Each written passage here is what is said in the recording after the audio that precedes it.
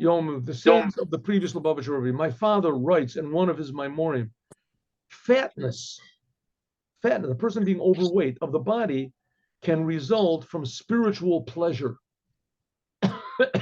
and delight derived from godliness. It can be, not by everybody, but they say that Rabbi Nachum of Chernobyl, that he became corpulent. Corpulent means fat. He became fat by saying Amen Yehesh Me Rabba. He enjoyed saying Amen Yehesh Me, this Kaddish, right? Amen Yehesh Me Rabba. He enjoyed it so much, he got so much pleasure out of it. He was a very holy person. That because he realized that God got pleasure out of it. It says when Jews say Amen Yehesh Me Rabba, that all the angels are all quiet, whatever.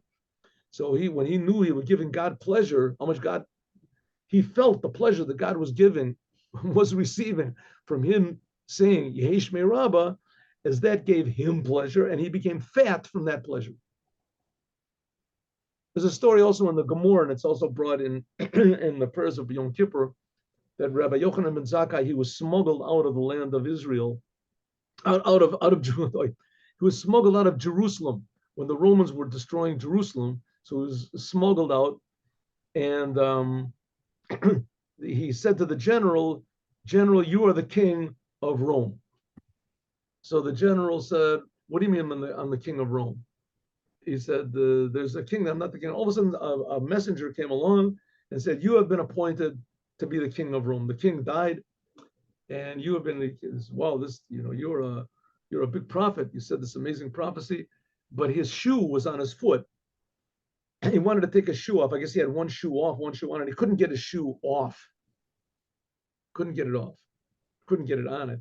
Anyway, he couldn't get it off. His foot swelled up from the happiness that he got so he said, hey, what am I going to do? How am I going to get my shoe off? So he said, bring in front of you one of your enemies. So they brought one of his enemies, and he looked at him, just looked, and he felt that his foot shrunk back, and he got his shoe back on.